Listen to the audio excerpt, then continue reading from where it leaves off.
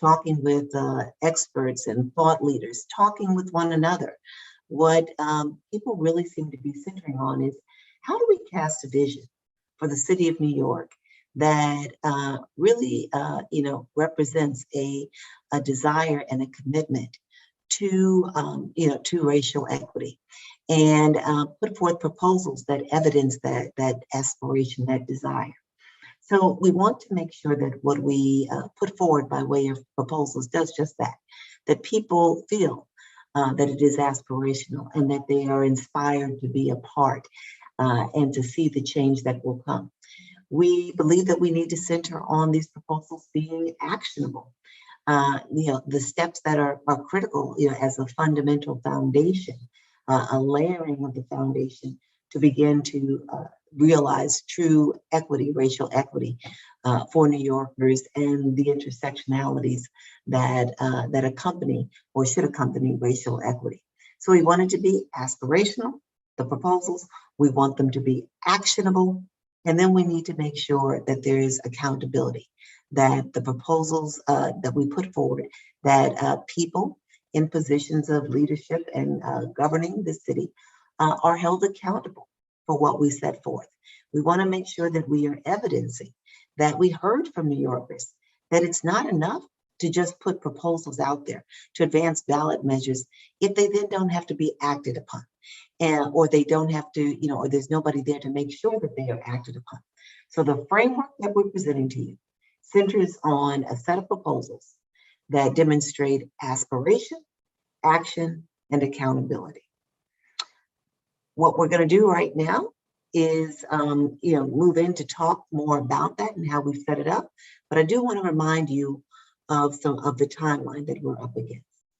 The decision was made when this commission was first created that we would vote these ballot measures out, these proposals, and vote them into ballot measures in December, and that we would have a report that would follow.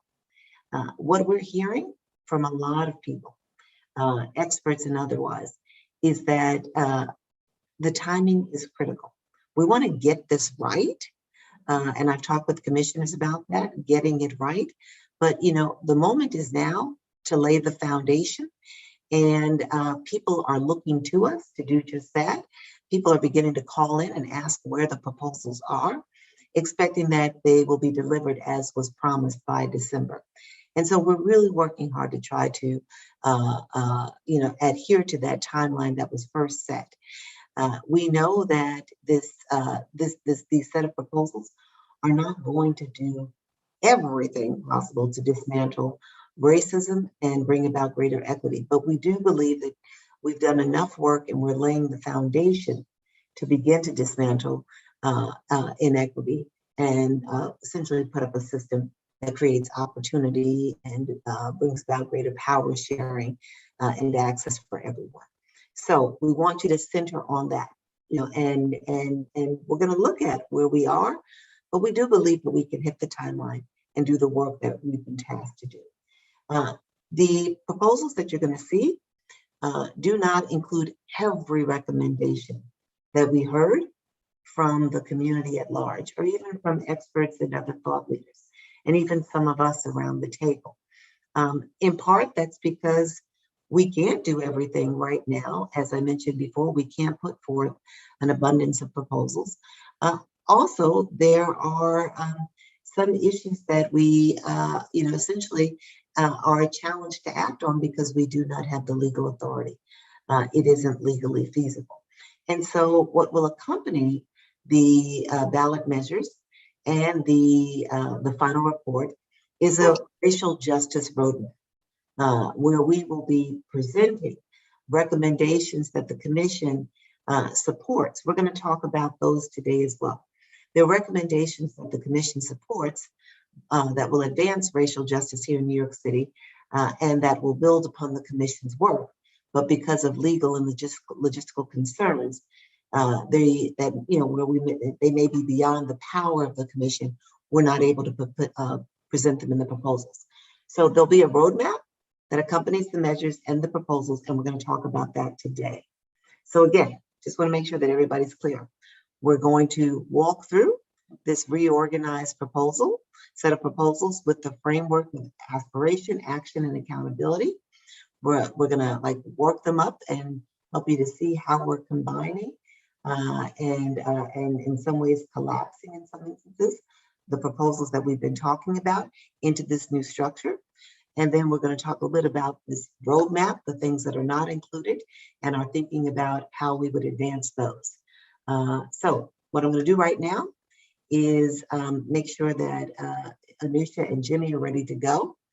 And just before I do that, remind you that we're looking at early December for a vote on the proposal concepts. And then the vote on the final ballot proposals, the ballot language, and the adoption of the final report would occur the following week on December 13th. I'm going to ask our executive director if there's anything that I haven't covered that she'd like me to speak to. And if not, then the meeting is now in your hands, yours and Jimmy's hands. Absolutely, and thank you so much, Chair. I see I we do do see have that one question. Right. I'm sorry. I think Commissioner Hamilton has a hand raised. So let's just hear from the commissioner. Yeah. So I would like to query further about timetable, and I just want to know when it's appropriate to make those queries. I would certainly like to raise questions and have conversations with fellow commissioners about that December 13th date. I could say more, but it may not be appropriate to say more at this conjecture, but I certainly would want to have the possibility to interject about it and want to make sure that that's raised rather at least early on. Certainly. So we are going to go through the ballot proposals and the roadmap, and then we'll include that as part of the discussion that follows. Thank you. Absolutely, and I think what we have been working on and are presenting here today can provide some color for that timetable discussion as well. So we're very excited to share with you a revised organization of proposals from the ideas that you saw at last week's meeting.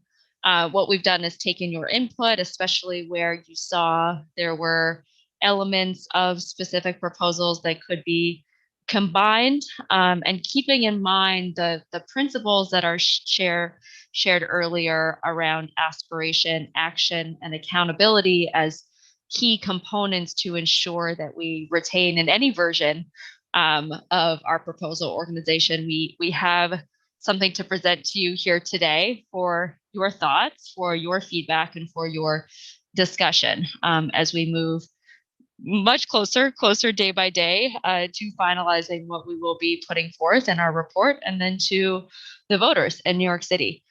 So I'll just briefly overview these and then I'll hand it to Jimmy to go over each of them.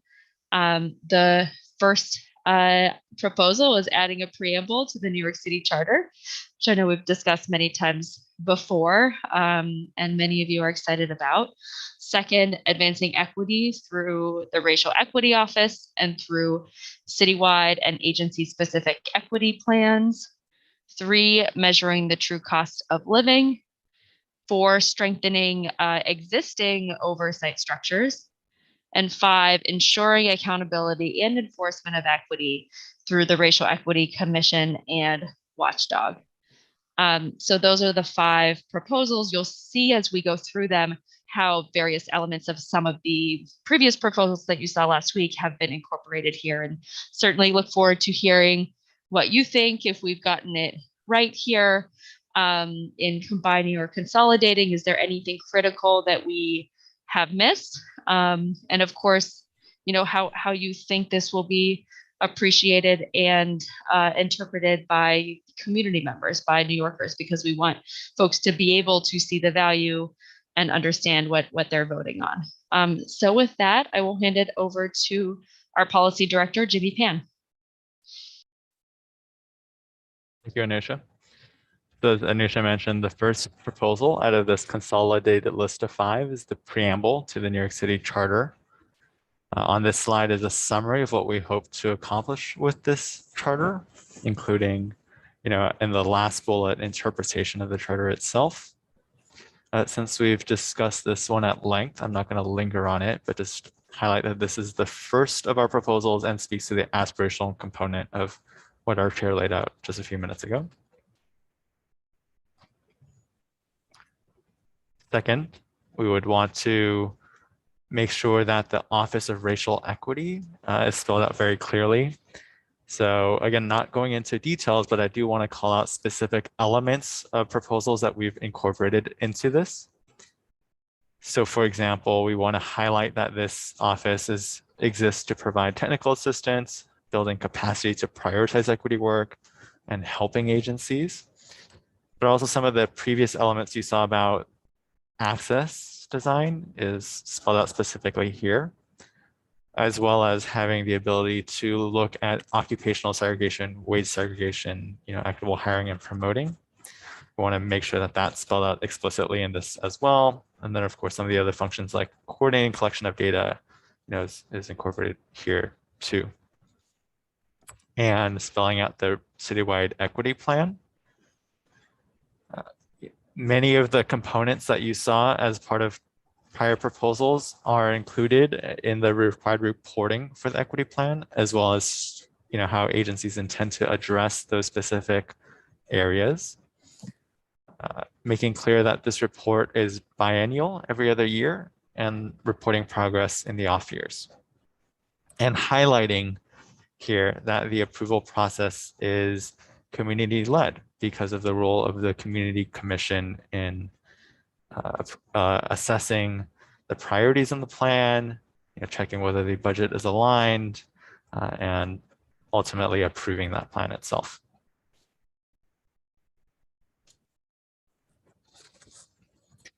And here's where you'll see direct incorporation of many of the ideas that we had spoke about previously.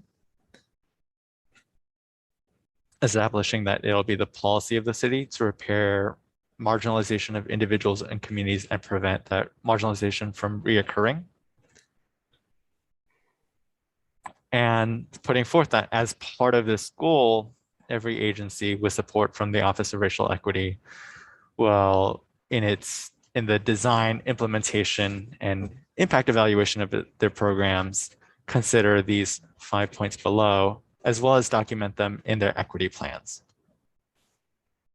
So if I highlight for you occupational equity, we've discussed that last week, access for all, the use of criminal backgrounds, looking at alternative to punishment and criminalization, and thinking about how resources and services are distributed equitably, as well as the burdening of neighborhoods.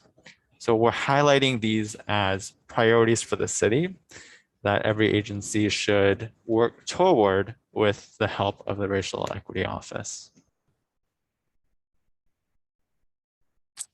Commissioner Vitas, do you have a quick question?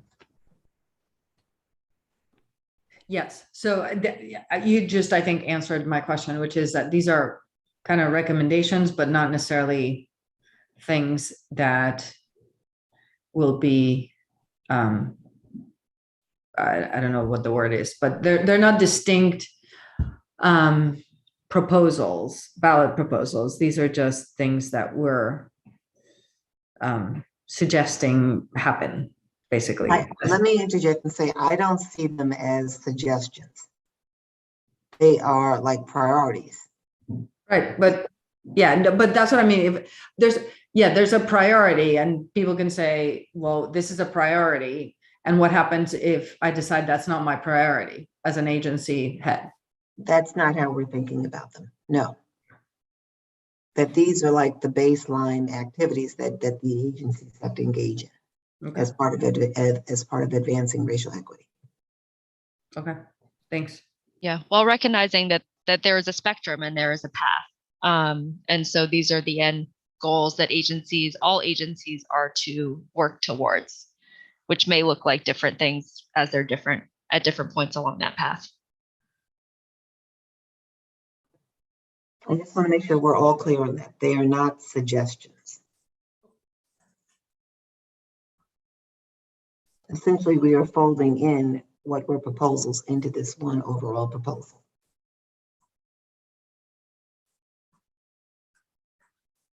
I'm sorry, can you go back and to the budget thing on the very first one?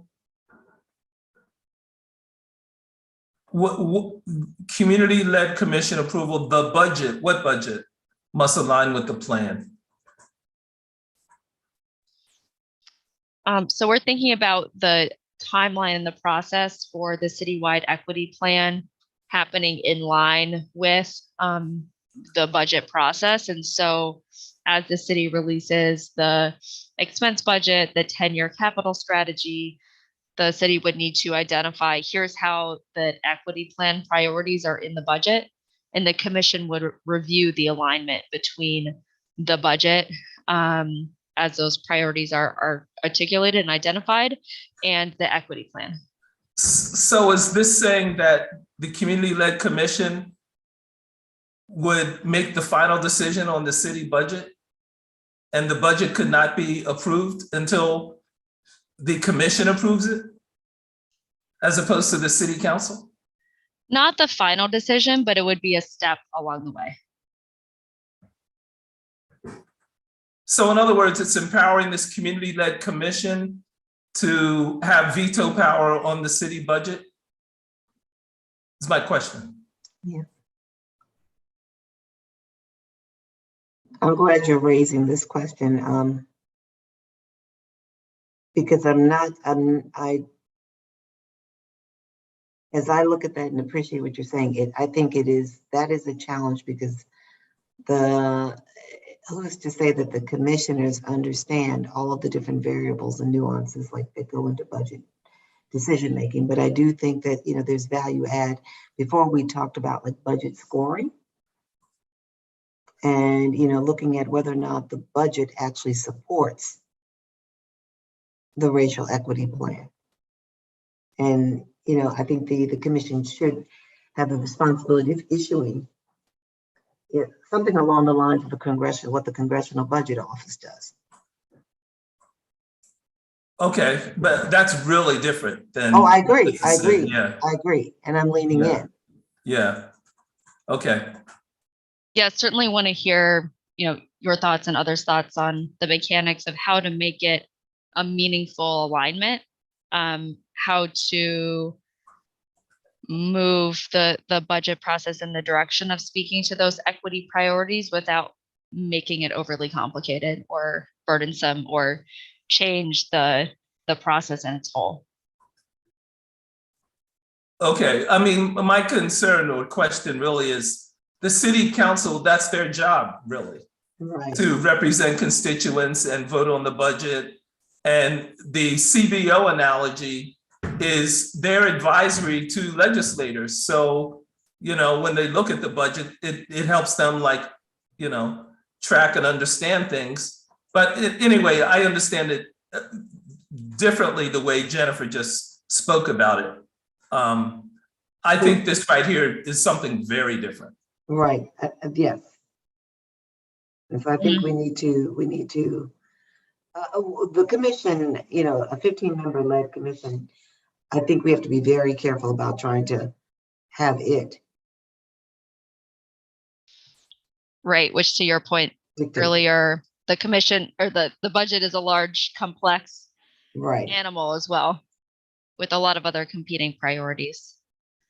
I think it must be more along the lines of whether or not the budget, a report of whether the budget or the proposed budget aligns with and advances the racial equity plan.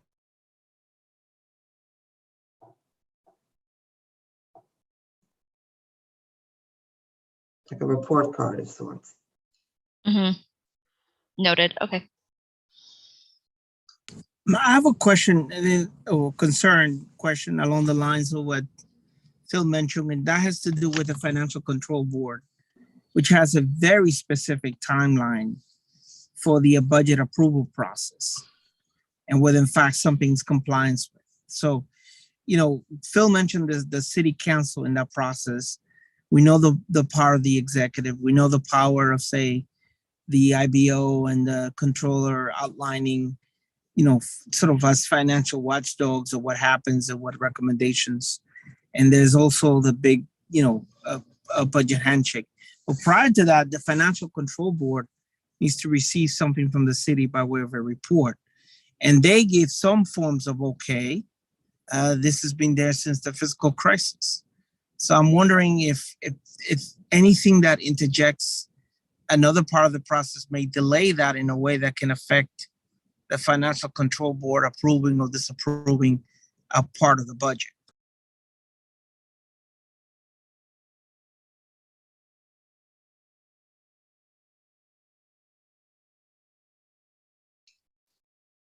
Understood. Thank you.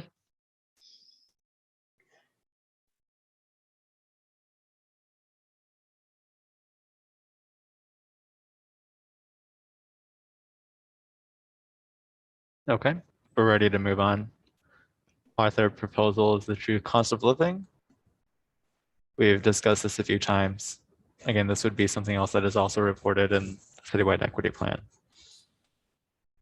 This is part of the action prong of aspirational action accountability.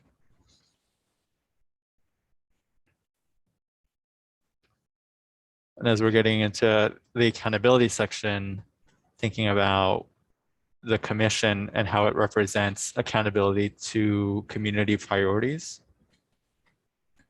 and what is meaningful for people living in those communities, giving them a direct way to offer their own expertise and lived experience is part of this process. So again, I'm not going to read every part of this out, but they have the ability to propose priorities, evaluate alignment, ultimately approve the equity plan, as well as review progress, and use that progress report to inform the next cycle of equity planning.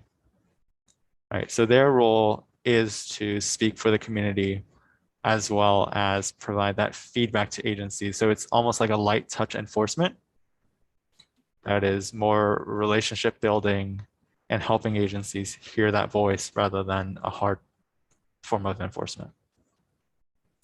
And here we're contemplating that the commission is led by a chair that's independent from the mayoralty, it has a full-time staff, and commissioner appointments would be split amongst elected officials, such as the way CCRB is split at the moment.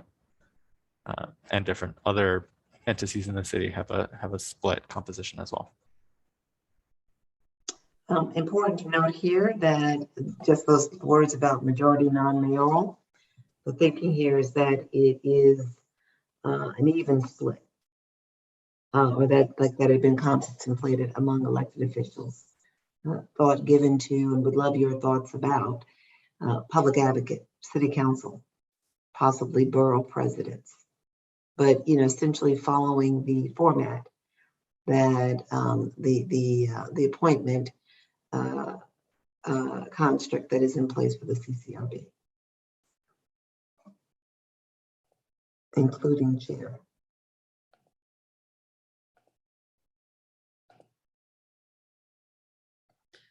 Jimmy, I have a question. So I'm sorry, I've had a really long day, so pardon me for this silly question. Can you then talk about the interplay between this and the Office of Racial Equity, which I know it's within probably the mayoralty, but is that how it's envisioned? Kind of this more of a watchdog, if you will? I don't think we would think of this as a watchdog. I think it sits alongside the Office of Racial Equity, but what it does is it offers a more independent voice than the office itself, right? How do we make sure that the priorities are reflective of, in the citywide plan, reflective of both the administration's priorities, and hopefully those align with the community priorities, but perhaps if not, then there's a way for that voice to get in directly. And that there is a soft check on progress to make sure that the city is moving along in a way that's not, leaning on investigations, that's not leaning on document requests, that's not leaning on, a more penalizing approach. That I think that's the role we see here. So it's supplementary to the office and a way for people to know that they're being heard. I do think it's important to note that we have heard from some that, you know, if it's not we've talked about a tripartite. If it can't be all three, then we have to look at how do we, you know, if it's the commission, how do we strengthen the enforceability mechanisms of the commission. Just putting that out there. Thank you.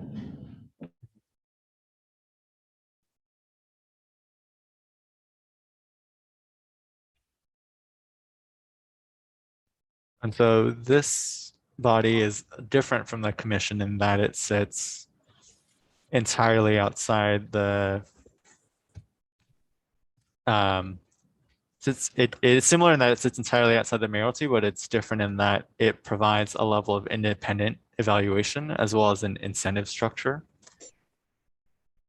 So this would be looking at to make sure that the process is being followed through with. Like, is every agency submitting their plans? Are they being reported out accurately? Also checks to see the magnitude of disparities in the city and what the trajectory of that is. Is it, you know, an egregious worsening year over year? And then it has some powers that the commission wouldn't have. Proactive accountability, such as auditing or secret testers. You know, the ability to receive whistleblowing, the ability to, you know, really interrogate into why things are getting worse. You know, in practice, we hope that the commission and the Racial Equity Office have relationships with agencies that they can lean on to work hand in hand with agencies and help them solve those problems. But I think in some cases where, you know, working cooperatively isn't quite enough to get agencies off the finish line, there is this sort of last stop mechanism that is not politically motivated, but really exists to provide almost an objective evaluation of an agency's progress and helps, again, provide that last push for an agency that needs it.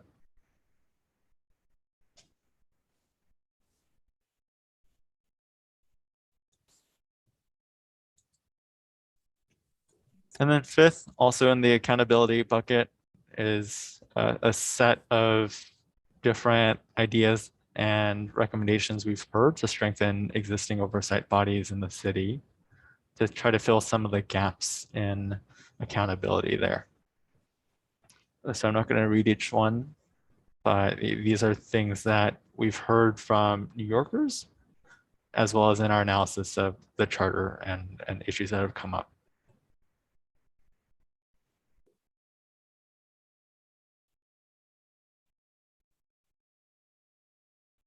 So this would strengthen oversight of Department of Correction, would strengthen oversight of the police department, would empower ability to enforce the human rights law, as well as, you know, equal opportunity in the city, and make sure that agencies have access to information records and that the public has the ability to see that as well.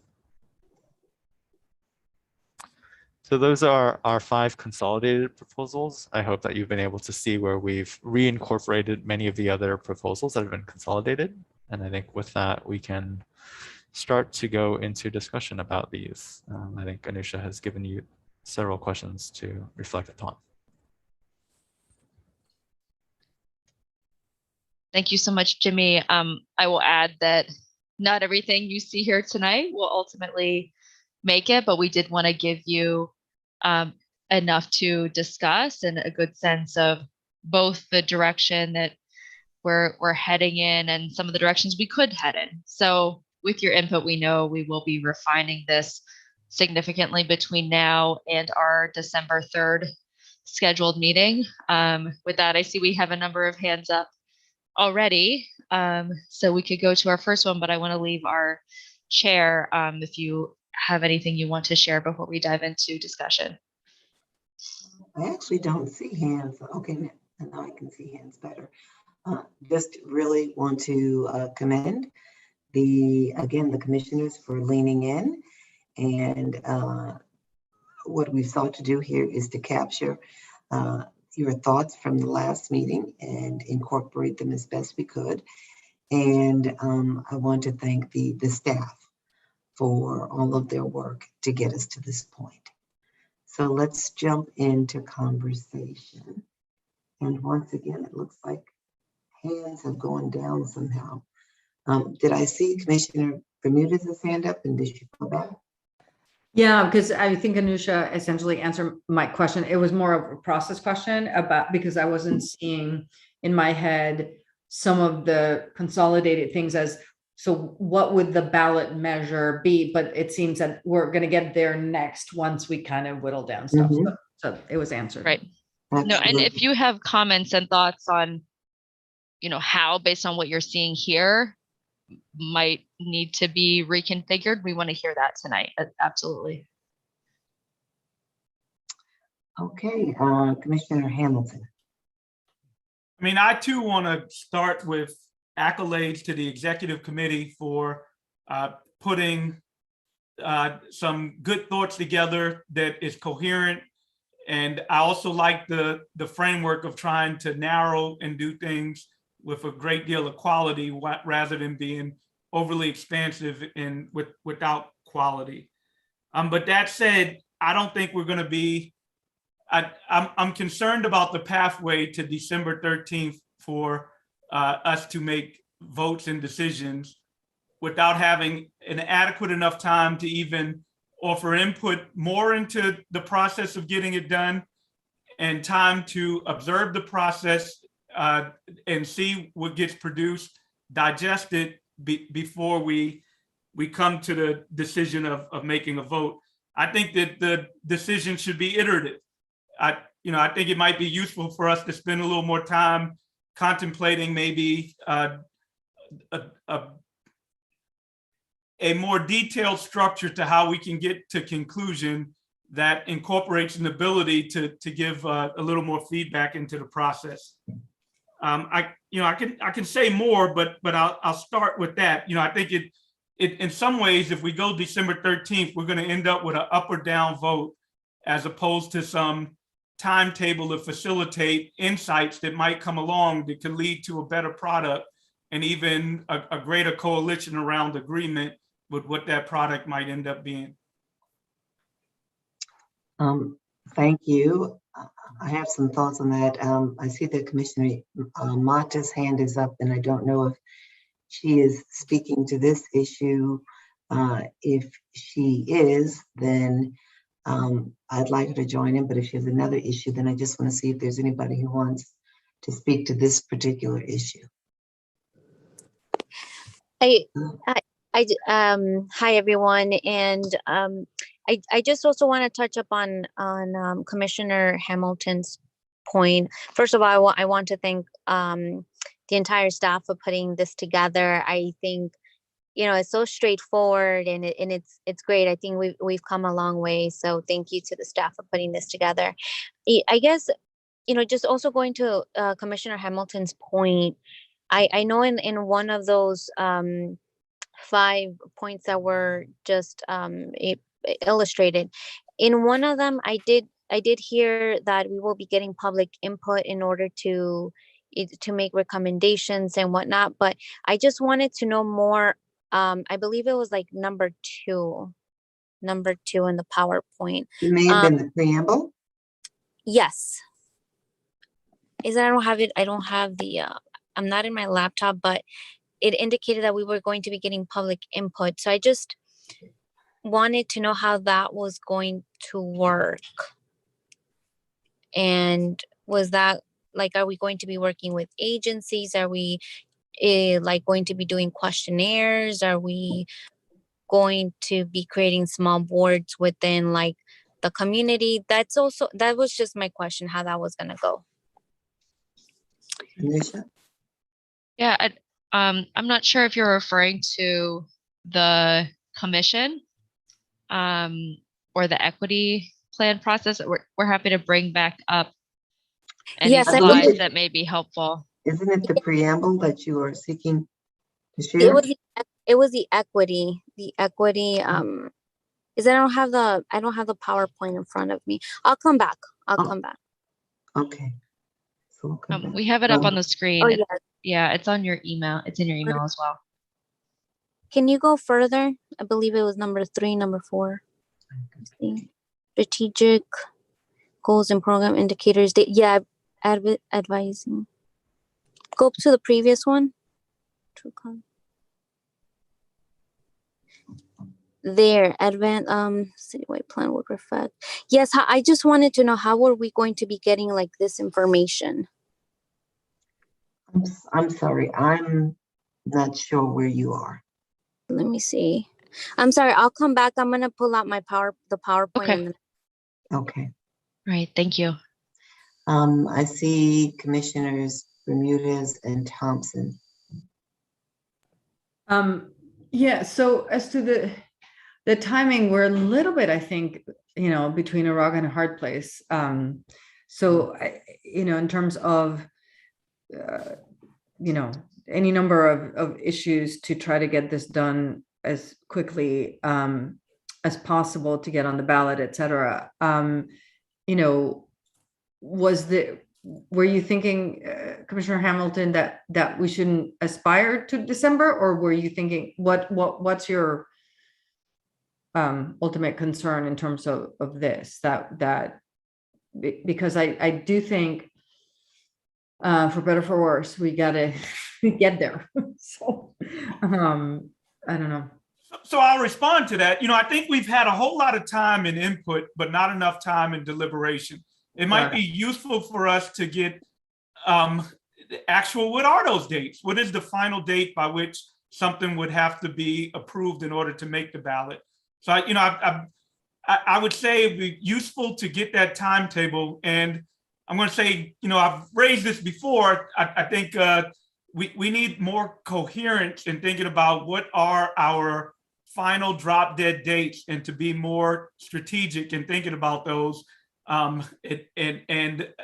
wonder if December 13th is an internal deadline or a hard deadline as it relates to the ballot. So I'll just jump in here quickly and say to you that December 13th is not a hard deadline as it relates to the ballot. What I will say to you is that the commitment that was made when creating this commission, the commitment first to commissioners, was that the ballot measures would be voted out and finalized by December. And there are, some commissioners may have changed their minds, but there are commissioners who committed to that time frame.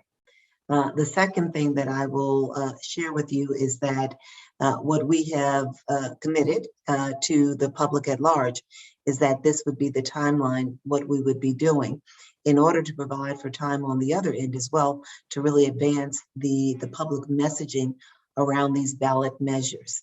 And so that in part informs what we're doing here. And, what we're trying to do is and let me also add that we've talked with a lot of stakeholders and some people in this space, policy leaders, people working the political landscape. And it has been told to us that this is the moment in which we have to act, and we have to be very careful about, all of the changes that are happening at the different levels of government. And so we're responding to all of that, understanding well and appreciating the importance of making sure that commissioners feel like they have had time to consider thoughtfully and thoroughly the what's on the table, and then to respond to that.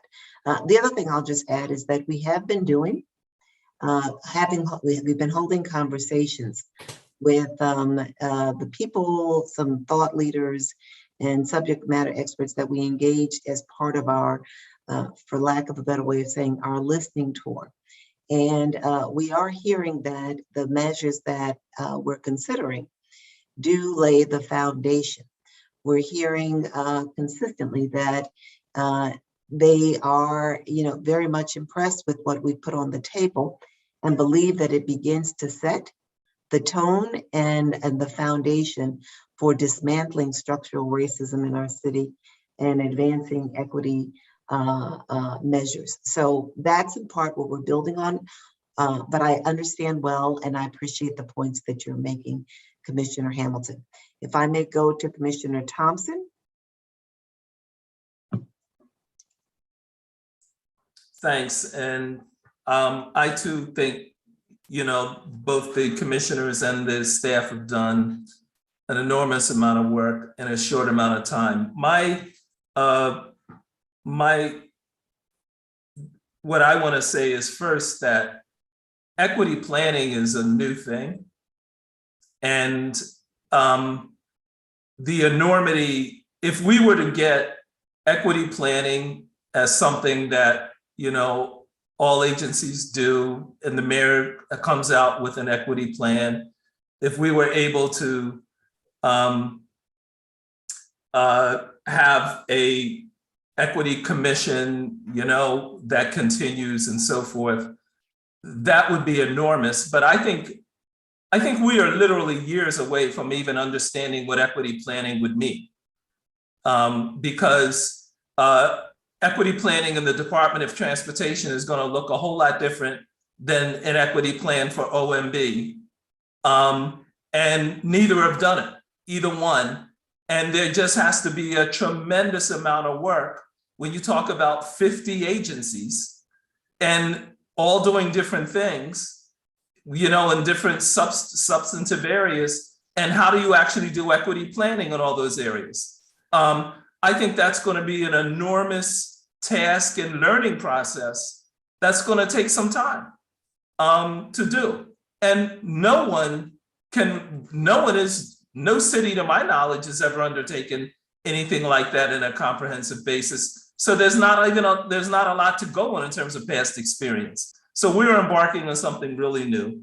And to me, the thing about a watchdog or neutral enforcement of equity plans, I think that is way down the road, because what are we watching when no one's ever done this planning before, and there aren't established methodologies and people were beginning to learn. I think it's going to take a while to figure out how to operationalize something like this. And the last thing, I'm not sure when we say relevant expertise for, the subject areas that would be part of the Racial Equity Commission, they would have a staff with relevant expertise in every area. It's not just like CCRB, which is just covering one agency. We're talking about 50. And so what does it mean to have staff with relevant expertise basically in everything? What does that even look like? I think my leaning would be to be less prescriptive. And to Derek's point, I don't think we possibly have enough time to actually drill down and figure out what implementation, what the actual details of this will look like, in agency after agency. There's no way we could do that, because this is such an enormous thing. So I think if we get the ball rolling down this road, that itself is major.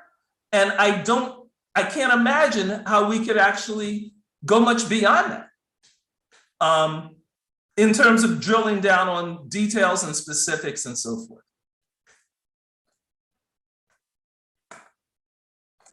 I see Commissioner Mata's hand. Is that from before?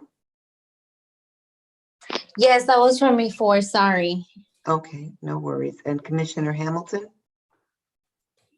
Yeah, again, I want to emphasize the great work that was done in a short period of time and use that as a point of there's more great work that can be done with a little more adequate time. I want to point out that what Commissioner Thompson just did just now was extremely useful, and it's begun a deliberative process by which we can get to some sort of conclusion, and could even be more useful if it's iterative, if there's an ability to respond to him and see where we can go. I think that the commission and the executive committee is very well constructed and committed to getting this right. And I think we need more time to get it right. I think that in the process of time in which we've allocated our actions, we just have not had an adequate enough time for deliberations, and not just deliberations of considering what's on the table, to even be able to add a little more to what it is we should be considering. And I think that we do have some bandwidth, and I think that we do need to have some more planning of use of that bandwidth to indeed get it right and have the ultimate document with the greatest efficacy and power to achieve our goal that we set out with. Good deal. I want to recognize Vice Chair Garrido and then Commissioner Daniel Favors. Yeah, Madam Chair, I wanted to speak about the issue of timing, because in order to get this done right, we have to comply and submit this to the city clerk by no later than the end of the month of December, as I understand. There are some technical issues in there. So I guess my question was, well, if the timing is not appropriate by the 13th, what are we looking at? Because we have a document that it has compiled recommendations of the various things that we've heard. It's not perfect by any stretch of the imagination, but it does have the highlights of some of the things we're talking about. So I guess this is Commissioner Hamilton in terms of, are we talking about months here? Or are we talking about a week? Because I think we wouldn't we be out of compliance if we start adding time and this goes past the new year? So I guess since it was directed to me, I'll respond and say, I don't know what the compliance is. I'm calling for it. I'm asking for it. I've been asking for it. What are the dates of compliance by which is the last opportunity that we have if we want to achieve our goal of getting on the ballot? That's one point. And the second point is, if that compliance leads us into the next year, then it very well may. And we don't have a document. I haven't seen that document. The document is being drafted. Once it's drafted, I think we will need adequate time to both respond to it, iterate on it, and finally approve it. So I'm going to jump in here again and share that I appreciate the points that you're making. We signed up for this commission and we're tasked with putting forward ballot measures by the end of December, and the staff and commissioners have been working diligently towards that that timeline. What I'm not hearing, and perhaps you can share that with us, Commissioner Hamilton, here or elsewhere, is what are the specific concerns at this particular point? Do you take issue with the overall framework? Do you take issue with the ballot proposals that are now being worked up and under consideration? That would be helpful, and perhaps you can't articulate that in this particular meeting, and I understand that and respect that, but what I am very much concerned about, and I'm just going to share it openly with all commissioners, is we can, and I think this speaks to Commissioner Thompson's point, we can keep noodling these issues, on and on and on until what is it? The cows come home. And and feel like we're moving things, but find yet other things. What I believe this team has done is to really set up a framework that takes the very first steps in addressing structural racism.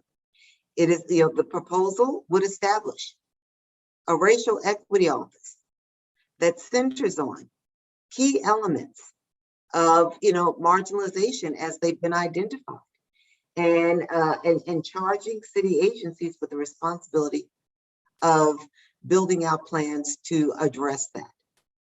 It speaks to establishing the continuing community voice to make sure that they are a part of the change that is necessary, and working towards establishing some more stringent accountability measures. It begins the work of centering on what are the critical challenges that present for marginalized communities. Everything from wages and occupational segregation to access to critical services and supports. Looking at how oversight structures can be strengthened to address some of the gaps that continue to present. I guess my point is that, when we talk, and again, I mean, maybe I have the advantage as chair, having, sat in conversation after conversation with both commissioners and with, I've been present in all commissioner meetings. I believe that's fair to say. Is that correct? Anusha and Jimmy? I've been present in all commissioner meetings, in all of the working groups. What we've sought here to do here is to reflect those conversations, to incorporate as best as we can what we're hearing from the public, understanding that we're not going to have everything here because we can't do everything in the 6 months, and we can't do everything in a way that is going to resonate with the public where they see themselves in this work. So we've tried to take that very critical first step to build an office that deepens the work, that builds some accountability measures, and to begin centering on critical marginalization issues. The continued, one being the use of punitive measures rather than, supportive and assisted measures to help people move to a better place. So we're trying to lay the foundation. We want to do it in a timely way.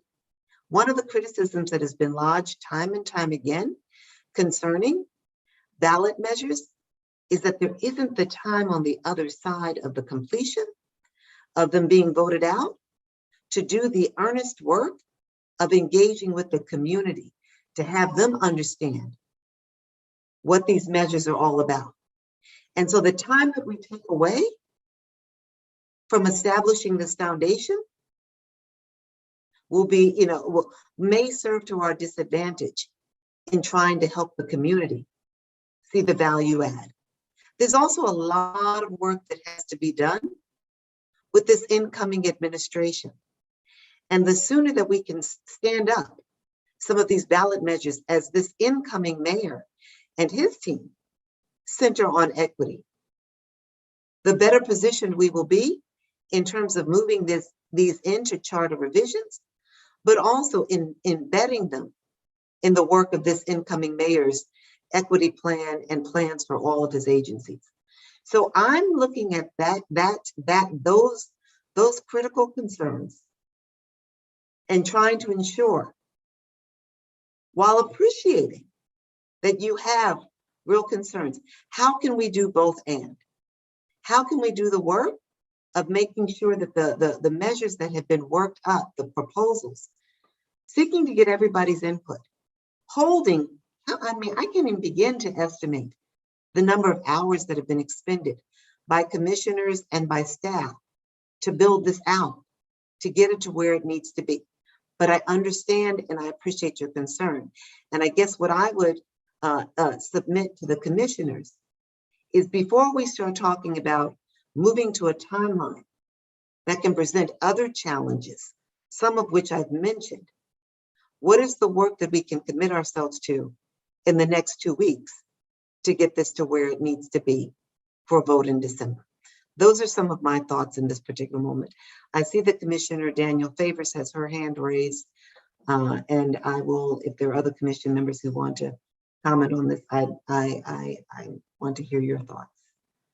Thank you. Thank you for that, Chair. I would say that while I do have comments, I think it would be appropriate, Commissioner Hamilton, I don't know if you wanted to respond to that, as it seemed a direct response to your statement, and then perhaps I can come on after. Thank you, and I'll try to be brief. And I think people are starting to get my concerns, but I also want to just be clear that I've recognized the work that has gone in. What I'm questioning is the division and allocation of time. I think we have not offered enough time to the deliberative process, and I will say that I have been asking for that, and I will say that, I in good faith have been engaging and feel that it's reflective of some of the documents that myself, along with everybody else, has had a good amount of time to have input into it. And a lot of that goes to the praise of the chair and the executive committee for setting up that process. So I want to acknowledge all the good things that have taken place.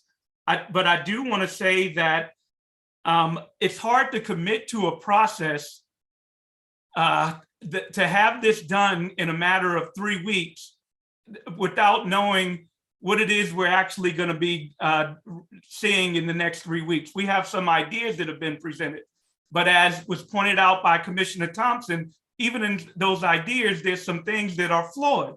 For example, the understanding of the budget process, and to think about whether we can,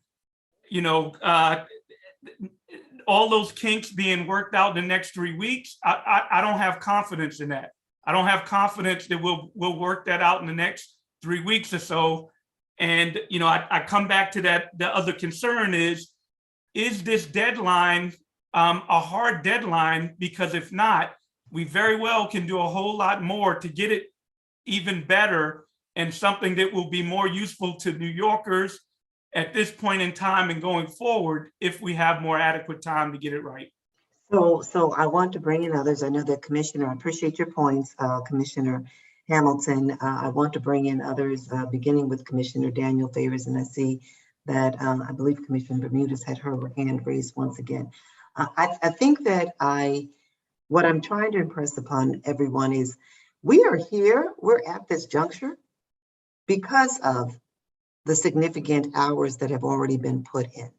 And I guess I have confidence, having worked very closely with this staff, that they are committed to doing what is necessary to ironing out some of the, unresolved or remaining issues and concerns. I don't know if I interpreted Commissioner Thompson's remarks to be, affirming all that was said. I think he was saying that this will never be a completed work and that we can't do all of this in the next month or the next 6 months, but that we have to begin the process. That's how I interpreted what he was saying, but maybe I misunderstood. So I see that Commissioner Daniel Favors has, you have your hand raised. I see Commissioner Coy, Commissioner Garrido. I thought I saw Commissioner Bermudez's hand raised once again, but I may be wrong on that. So we'll go to Commissioner Daniel Favors, then to Commissioner Coy, and then Commissioner Garrido. Thank you for this exchange. I think it's been really helpful just for teasing out more of the process and teasing out what is actually required for this work to be done. I just want to, I guess, Chair, I think you already confirmed this, but I just want to ensure that I'm clear about the timeline. We are looking at the December 13th deadline as the drop dead date by which our approval for the proposals that will be going onto the ballot must be completed. Am I correct in that, or am I mistaken? That is the timeline. My thinking is that there may be some flexibility if we're still trying to meet all of these other, related goals and concerns. We can probably look towards the end of like the second to last week, but that's when we start to get into the holidays, and that's when we start to lose many people, on this commission and staff. And so we've been, working in earnest to try to get this done sooner rather than later. Thank you for that. So at the risk of waxing poetic, there was a point in my 20s when I thought racism would be solved by my age now. I was very ambitious, and I definitely thought that this could absolutely happen. In the 2 years since my 20s have ended, it has become abundantly clear to me that I may very well leave this earth without having made the impression and the change and the impact that seemed literally 6.5 weeks away when I was finishing up taking over buildings at Penn State. So in light of the fact that, I think it should just be said, I earnestly wish that this commission had been put together in 2020 as opposed to 2021.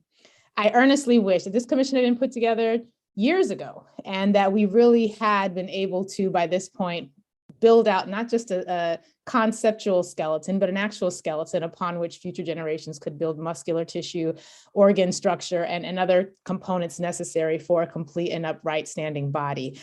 But again, in light of my initial comments, I'm clear that that is not the case. That's not the world in which we live, unfortunately. And we had roughly less time than one takes to create a human, less than 9 months to actually do the work of interrogating this massive document, which I have come to believe as a result of all of our engagements together has been intentionally structured to make this type of work that much more difficult to do. And so having said that, I'm recognizing that while this is not let me start with this recognition that the staff has done an absolutely amazing job. And I'm really grateful, even in the sessions we've had where it has been clear that I have been extremely frustrated and disappointed with what cannot be done.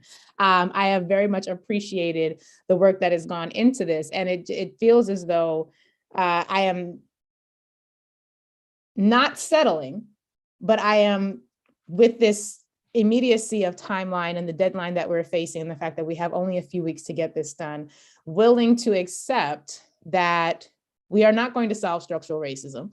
And I don't mean to indicate that anyone else did believe that, just to be clear, but that we can, I think, put this city on a pathway to the point where the next set of choices that get made about this topic have as great a breadth of opportunity as possible. I was once told that whenever you have to make a choice, always choose the option that gives you more choices the next time you have to choose.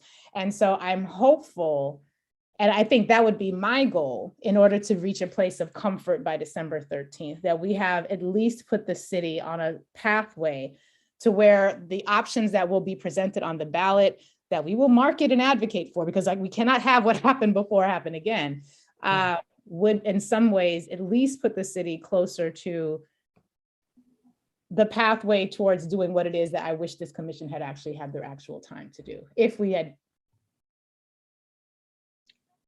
Very much appreciate your points as well. Let's go to Commissioner Coy. You're on mute. Sorry. Okay. I just want to express my appreciation for the chair for your explanation of the process as what's been going on so far, and then also the timeline and approach, because I think that, I think it's important that we have to take all that into consideration. And then, because my experience is always like one that, that we will always want more time, but then it's not necessarily going to, be able to get all the times that we all want to make it perfect. And so my, leaning is that, we should really commit ourselves to try to get it done, by the timeline. And then, and then we have to kind of like have more meetings collectively. I think what I hear from Derek, Commissioner Hamilton, is that, we need to have maybe perhaps a few more commissioners meeting, and I'm willing to do that. I mean, I don't know other folks, but then I think that we should try to see if we can reach that timeline, so then, and then talk about maybe perhaps like, like concretely, what are some of the suggestions or concerns that commissioners might have or others might have, in terms of what's being put out so far. One of the things I want to kind of just get to know a little bit more would be like, in terms of what we put out so far, what happened if it's like, an agency does not have a plan, or like just like, Commissioner Bermudez was talking about, an agency that does not say that they would pursue the approach, what would happen? What is the accountability of that? So that's something that, I am like want to have more clarity on. I think we try to set up different structures and all that, but then concretely, how would it work exactly? But I'm committed. But then at the same time, I think that we really need to try to get this thing on the ballot. And if we don't, and we miss it, then I think that we would be doing a disservice, to the community and to the city. Thank you, Commissioner Coy, for your response. Appreciate everybody's thoughts. Commissioner Garrido, and then I believe you were here, and then I can't remember if it was Hamilton or Bermudez, but everybody's on my screen. Commissioner Garrido. Well, I just want to say, Commissioner Favors, you do have a future in poetry, because I think you were very eloquent in the fact that, we have, if anything, this document has opened my eye even beyond anything that I had experienced personally and professionally about the institutional racism that we've seen in our own document, our own constitution. The fact that we have met for weeks and months and attempted to identify those, and it's quite daunting. But I think that my understanding is that on the timeline, we do have to submit this before the end of the year to the city clerk in order to make it to the ballot. We do have an incoming administration coming in who may have an entirely different view of the world.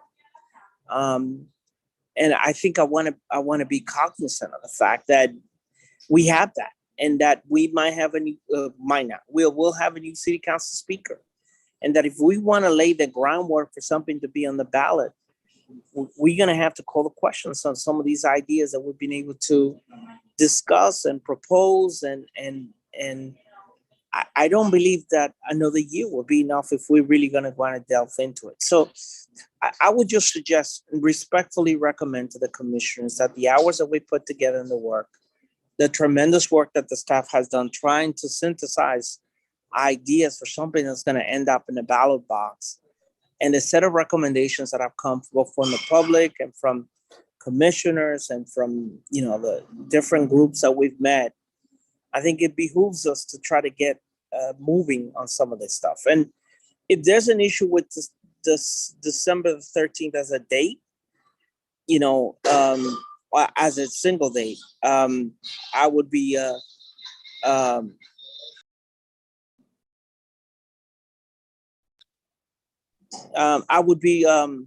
interested to hear on that particular date. But if we're going to have a significant amount of weeks that makes us past the December 31st deadline, keep in mind you could have a new administration who may add commissioners or begin to derail the process of the work that we've done. I mean, and I will be very concerned about that. For that, I think that at some point we're going to have to call the questions of those ideas and move forward.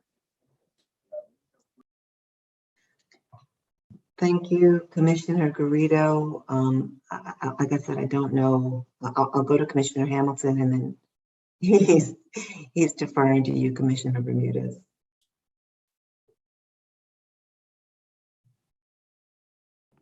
Yeah, you first. Wait, was that me first? Yes.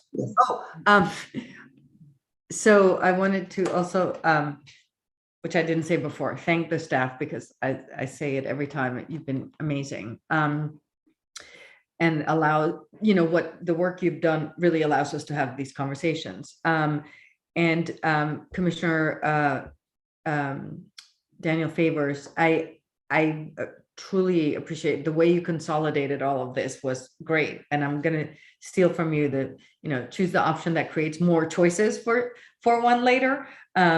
Mixing that with Vice Chair Garrido's points, and then also trying to take into Commissioner Thompson's concerns about how do we enforce things we don't even know what we're measuring, kind of thing, like, since we've never really done this before. Is there, maybe what we need to think about is what are the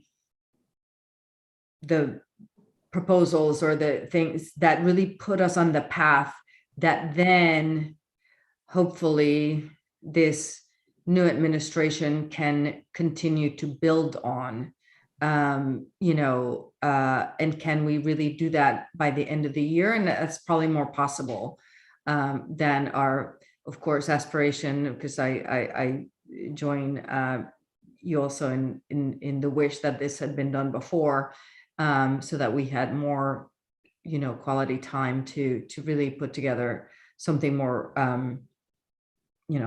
for lack of a better word, robust, I guess. But it's still, I still want to believe that we can set a path with what we do.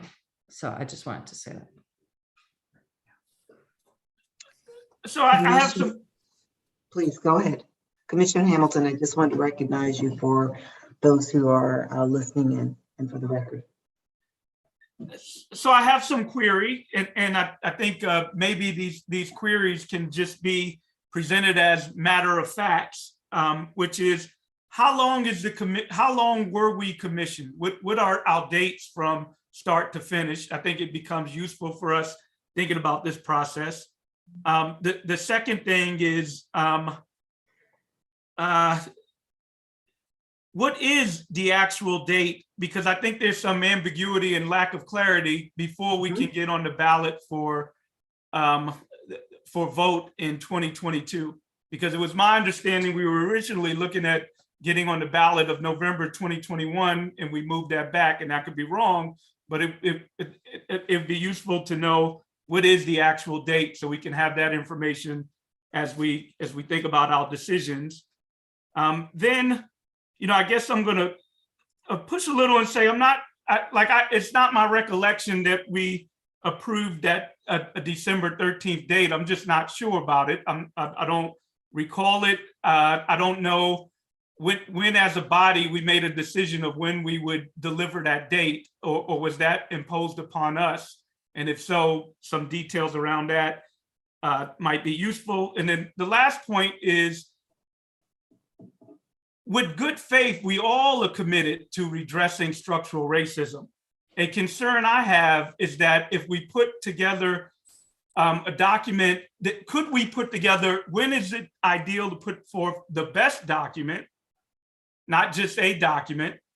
And two, there's even the worry that if we put forth a document that has some holes that we didn't foresee, that we didn't adequately address, we actually can do harm. We actually can endanger the legitimacy of this endeavor, and that would really produce some harm. And I feel a fiduciary responsibility, irrespective of the politics, to make sure not only did we do good, that we especially don't do harm, and that we have adequate time to actually process the document that we put forth. So let me, before we move on to, I believe I saw Commissioner Thompson's hand raised, and at this particular juncture, I don't see any other commissioners. I just wanted to acknowledge that in this moment. To your first question, the commission has been set for 2 years. That was done by Mayor de Blasio with a charge to put forward, the proposals to be voted on by the end of this year. There had been a consideration early on in the creation of the charter, the revision commission, that we might put forth some ballot proposals but by July of 2021 to be voted on in December. To be voted on in November 2021. But then we got there and realized that was not feasible. And so we recommitted ourselves to the December timeline. That is something that I understand, but perhaps I misunderstand, but I was under the impression that when every commissioner was invited to join this commission, that those timelines were presented, and that it was shared with commissioners that they were not necessarily having to commit to a full 2 years, but at a minimum for this 1 year. And the same was made, the commitment to the staff. That was what was communicated. That is my understanding. I know in the conversations that I had, that was the commitment that I sought from the commission members.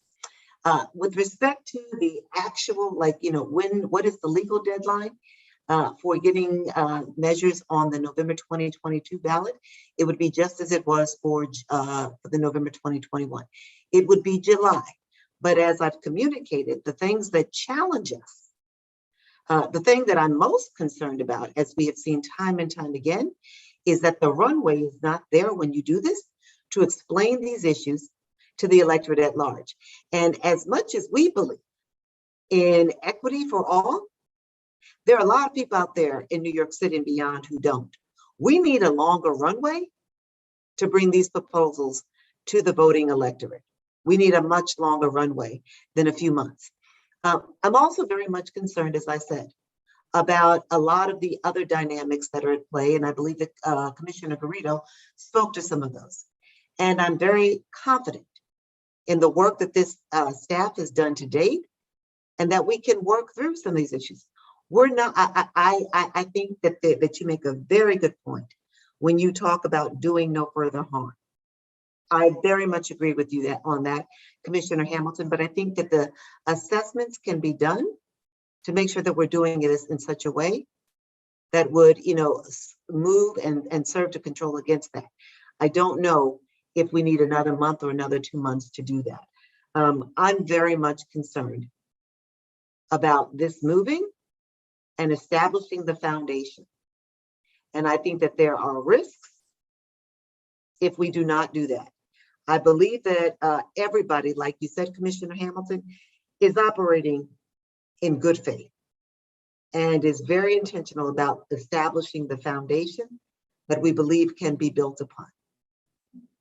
That's what I've seen, and there's nothing that makes me think any differently. And frankly, there's nothing that makes me think that whatever issues that people may have, again, I want to hear more of them, cannot be addressed in the remaining 2 weeks. And so that's where I am at this particular point. And I respect what you're saying. I respect the concerns that are being raised by you and the points and the concerns or the points that are being made by everybody. I see Commissioner Thompson.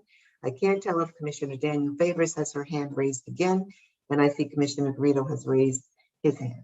So I'll go to Commissioner Thompson and go from there.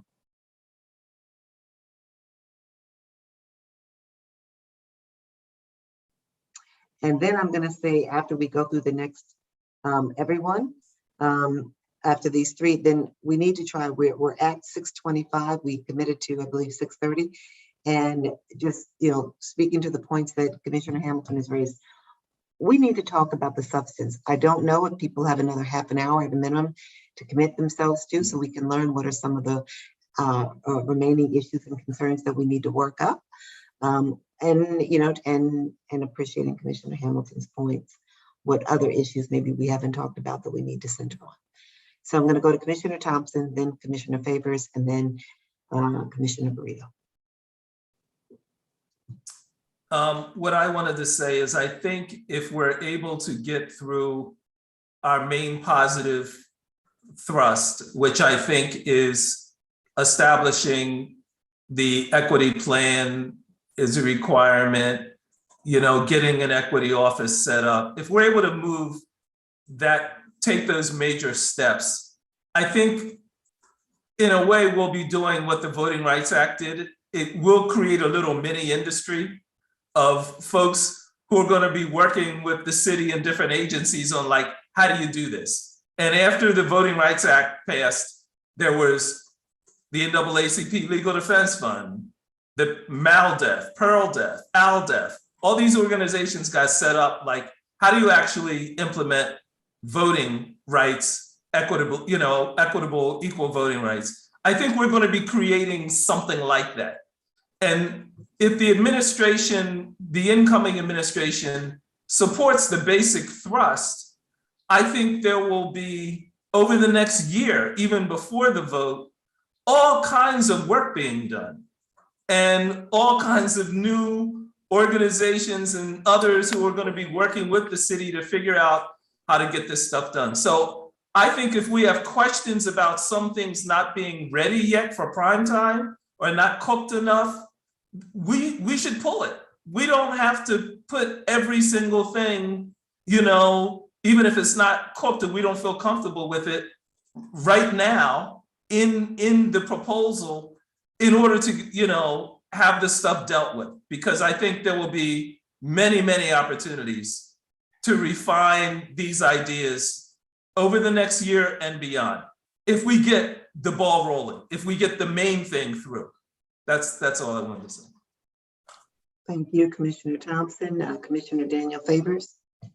My apologies if this has already been explained and I missed it. Do we have any indication, let's assume two questions actually. Do we have any indication if we are unsuccessful in this current venture, if this body has any legal authority to maintain its composure in the next administration, unless there is some proactive step taken by the next administration to continue this work? That's my first question. I have some general thoughts on that, but I'm not sure if I've got all the legal particulars. And so let me first just say and speak, and then I'll turn the response over to Melanie our general counsel, Melanie Ash, if she has anything to add. It is a 2-year commission that cannot be dismantled. That said, as Commissioner Garrido has stated, it can be, in terms of numbers of commissioners, added to. And the incoming mayor has the authority to do that. Once we vote on the proposals and issue a final report, our work is done, but then there's the work of advancing these ballot measures to the public at large, which is a Herculean task in and of itself. The work of moving from community to community and essentially, everything from, I should say, designing the tools of engagement, the outreach and education tools, to then making sure that we can communicate with the community at large, the public at large, effectively about the changes that have been proposed, to help them appreciate what they will and will not do, such that they then feel informed and ready to act at the polls come November 2022.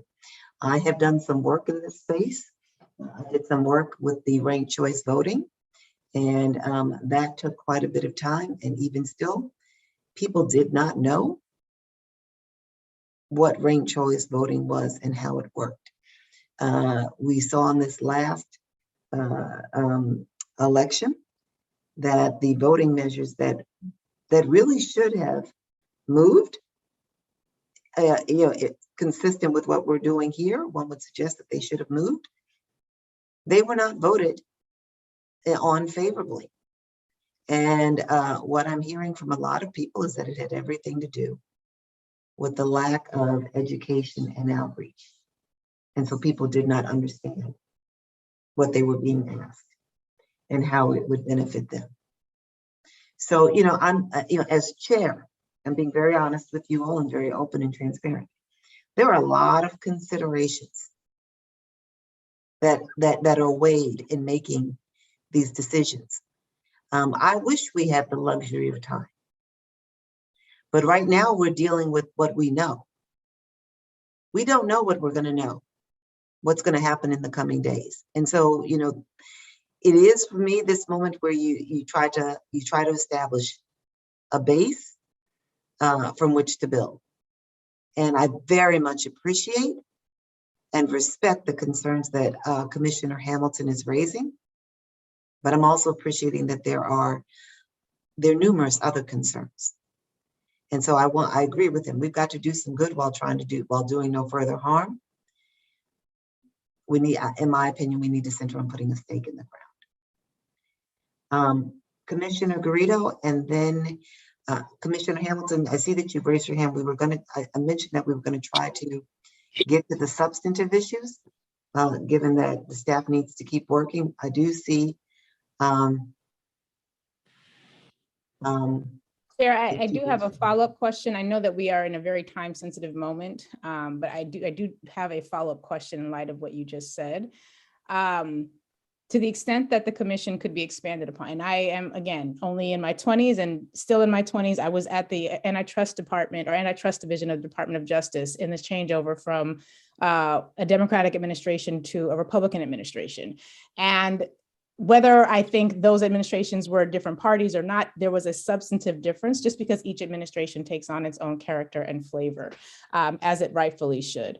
And so I just want to make sure I'm clear in understanding that if we are not successful in concluding this phase of this work at this time, there really is no guarantee about what will happen in another administration. And tomorrow's never promised, but there's really no guarantee that we will even be able to effectively sit in the same type of mandate. And so I think to the extent that, and I just want to go on the record as saying, to the extent that we have agreed to do this work in this time, I think it is incumbent upon us to do what we can to ensure that at the very least, we are able to conclude this portion of the process and lock some things in to ballot proposal reality, which is not where we're at right now, so that even as we continue the work beyond that, we can continue expanding and doing the things that need to be done in order to perfect it with the time that we have.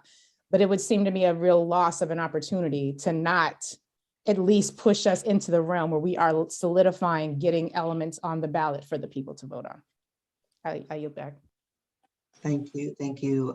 I see Commissioner Garrido, and then we're going to try to go to you, Commissioner Hamilton. And let me just note that I did see in the chat a question from Commissioner Yu. Even if we can continue for another year, will we have the staffing support? That is not certain. The staff has signed on with this expectation that this work would be completed by December. I've had some preliminary conversations with a few. There may be, a month or two, but we're not. I can't say for certain, and it's not necessarily everybody. These are city staff persons who were brought on as part of this administration, and so the short answer, Commissioner Yu, is not that staff committed to serving until the end of December, until the end of this administration. That was the commitment that we asked of them, and that was the commitment that they made. Chair, if I could just make one clarification, and I think generally you did sum up the legal status effectively and correctly. I would make one just clarification. When you say 2 years, really it's 2 election cycles, not 2 calendar years. And so the commission has 2 election cycles to put proposals on the ballot. And if it fails to do so, it expires without having done any ballot proposals. If it puts ballot measures on, then it expires when those ballot measures are voted on. So in terms of the timing, it would be as of election day 2022, it would expire whether or not there are proposals on the ballot. Thank you. Thank you for that clarification. Commissioner Garrido? Yeah, I'll be brief. I'm gonna say this. It sounds callous. The night before the election that just passed away, we had a council member who I know well was poised to become possibly speaker, and then the election results changed, and now we're being changed. Folks, timing is everything in politics, and the work that we've done here, the hard work that has been done, the hours that were put in, the work that the staff has done, could be, I don't even want to say diluted, could be completely changed. I think Commissioner Favor said it well, by a complete change in the politics of the city. And the moment that we went on and the moment that we embarked following one of the most uprisings, right, of acknowledgement of what's happening with institutional racism in this city could be lost to a whole new political landscape. That's a reality. And so for us to try to delay something, and if there was something substantially that we would see 4 weeks from now, 8 weeks from now, 12 weeks from now, 20 weeks from now, to say what could substantially change, other than what could change is the fact that the commission and the work that has been done could be diluted, changed, promoted, new members could be added. To me, that's a risk not worth taking. That the work that has been done needs to be solidified, and that we need to reaffirm that there's a statement of principles and values, whether this administration likes it or the incoming administration doesn't, that we've done this work and we push this envelope as much as we can. And we need to keep in mind, because politics can change in a heartbeat. And if that happens, the staff may change, all of the things that we've done may actually be diluted. And I just want to say that because I live in a political world that 24 hours may mean a lot, let alone months. So I would just suggest that for those reasons, we need to stick to it. Again, if there's any particular issue that has not been covered, or anything in particular with the date itself, then I definitely I'm open to have discussions. I'm open to add dates in between. I'm open to do the work that needs to be done in between now and the 13th, or the date but we need to really start moving on these things, or else we may risk losing a lot of what we've done. And I don't want to belabor that, but that's the way I feel very strongly about that. Thank you, Commissioner Garrido, Commissioner Hamilton, and I'm just going to say, having recognized Commissioner Hamilton, I'm going to recognize Commissioner Coy, and then going to close this out. And whoever can stay with us, we need to begin delving into the substance. We've had lots of conversation around politics, ballots, and reports, and a lot of other things. And some of them are linked together, some of them aren't. The politics, the issue of the ballot, if we put together something sloppy to put on the ballot, it won't pass anyway.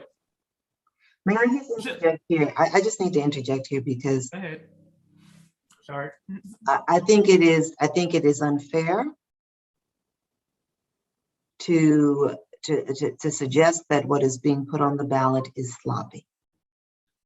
I said if conditional. Well, but I don't even know why we are even asserting that what would be put on the ballot might be sloppy. And so I just, for the record, the staff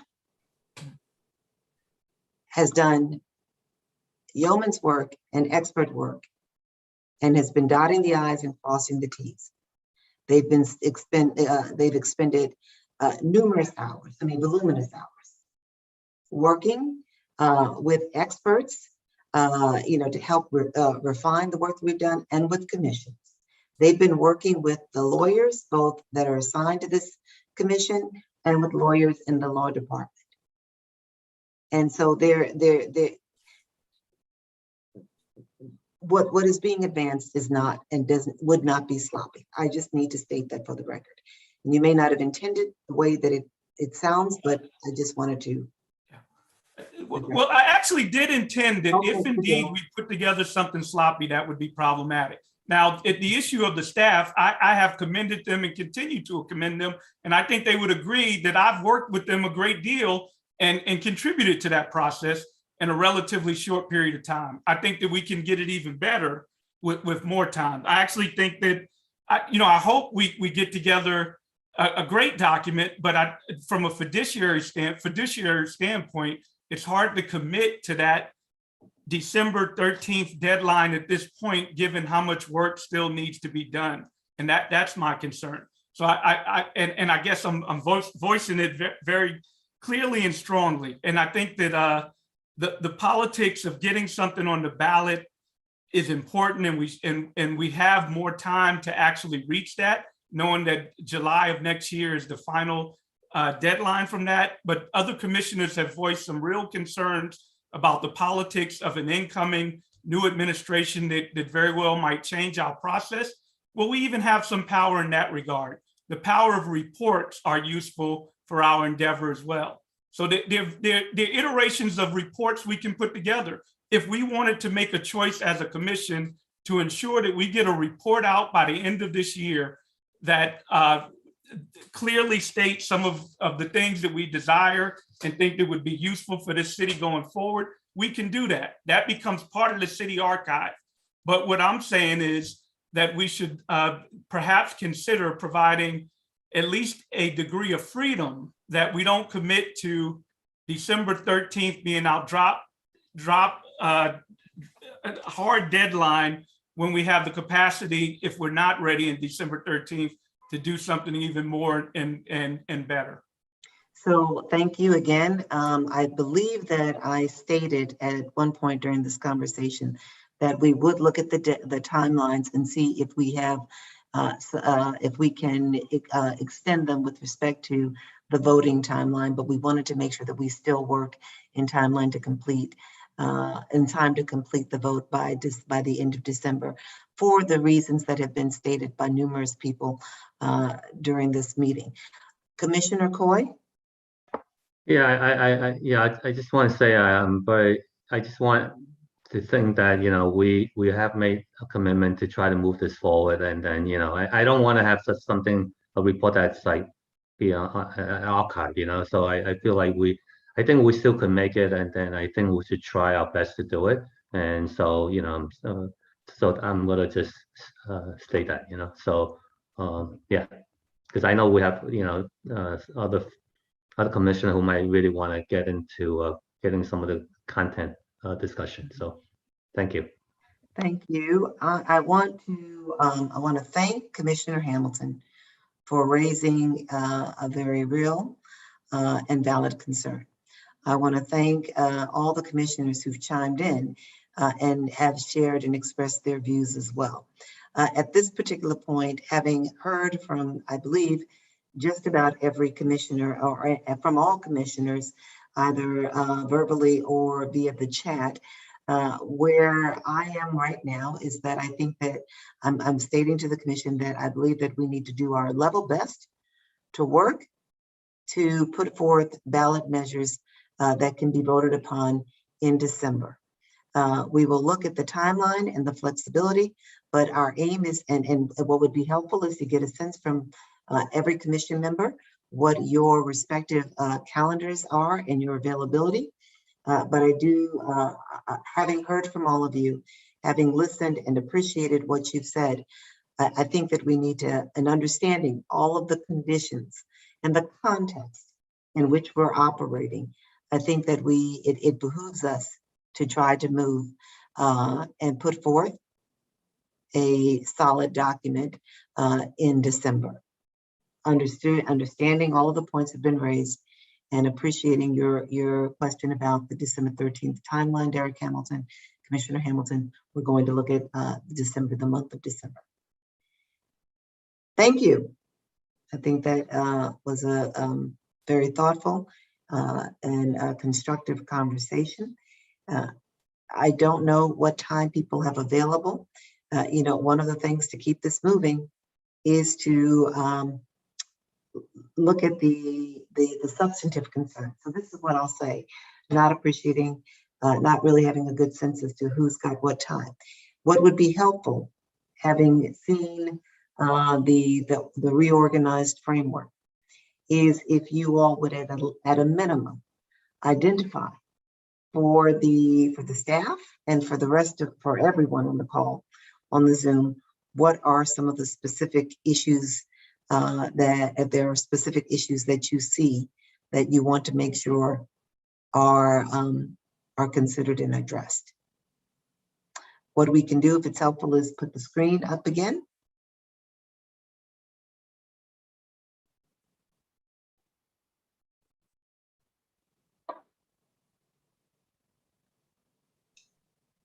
And if I can add while we're pulling this up, the work that the staff has ahead of us is taking your direction, your input, and putting it into actual language for the charter and language for the report. So the feedback you shared today will give us more direction to further work on that language that we have been drafting and want to hear your thoughts on, that we hope to share with you very soon. We have some early drafts, but you will see further detail in the coming days, including your input shared today.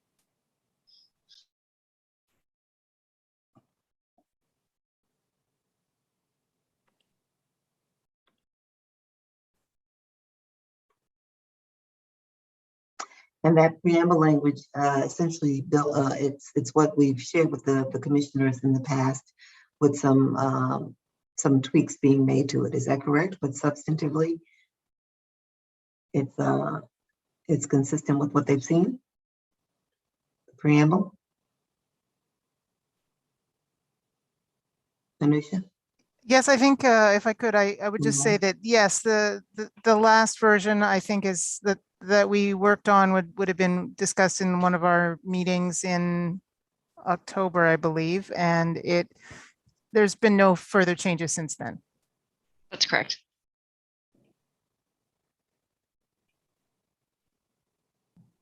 Okay.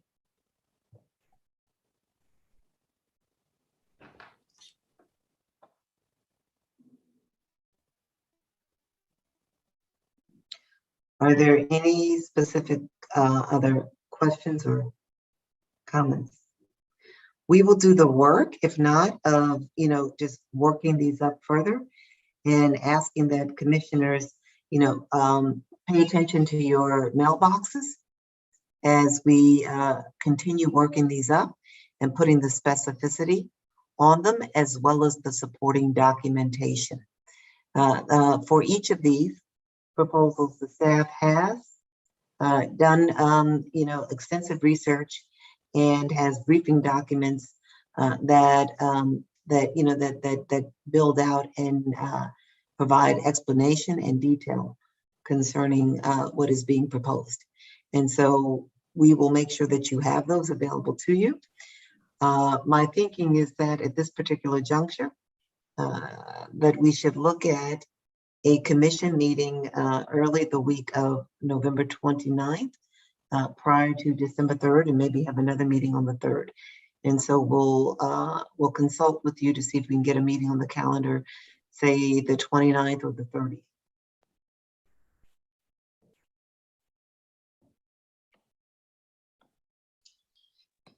Great. We will work on scheduling that with all of you.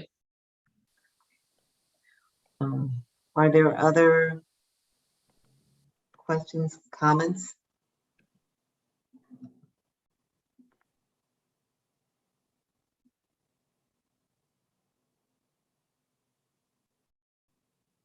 Okay, I'm seeing that Commissioner Hamilton has said that there are other ideas that we have not adequately had time to discuss.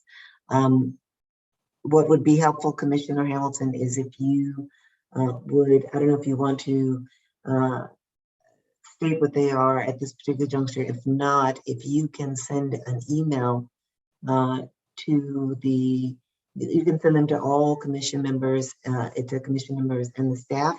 Would be helpful to try to see if we can get that in the next 2 to 3 days. We very much understand, just as you stated, that there are other ideas that we haven't discussed in great detail. And some of that is born out of ideas that, and let me back up and say the staff has done extensive research and work on the ideas that were brought to the table. All ideas that were brought to the table, they've done the work up. And they took these ideas through a screening process that centered on a couple of things. One, whether or not the idea presented was structural in nature, whether it had the likelihood of essentially addressing some of the root issues that promote inequity in not just one but multiple spaces. They looked at the ability of these ideas said differently to begin to sow change in different places and spaces. And so, and I see that you're writing that there's more that can be done with regard to gathering and disseminating data. Again, I would very much appreciate some specifics on what it is that you're seeking, and then just sharing that with the commission members and the staff would be very, very much helpful. I'm just going to say, and I think it's been said time and time again, we can't do everything, but we can begin to lay a foundation upon which other reforms can be built. Part of the thinking behind the commission that would be an outgrowth of this work is that it is committed to next leveling the work, as well as the racial equity office. So very much appreciate all of the points that have been raised today and the time that's been given. And thank you for going 22 minutes beyond. We are going to send out an email concerning the next meeting. And that having been said, I think that, if there's no further business, I want to wish all of you who celebrate Thanksgiving, because not everybody does, a happy holiday. And we'll be back together, hopefully early next week. And please be on the lookout for emails from other commissioners, as well as an update. And if you have specific questions, please share them with the commission staff and with commissioners as well, so that we can just keep this ball moving with the aim of trying to put something out. It may not be December 13th, but definitely before this year ends. Thank you, Chair. It's a good conversation. Thank you. I appreciate you all. No further business. I'm going to adjourn the meeting. Have a good evening. Thank you so much, Chair. Thank you all. Thank you. Thank you.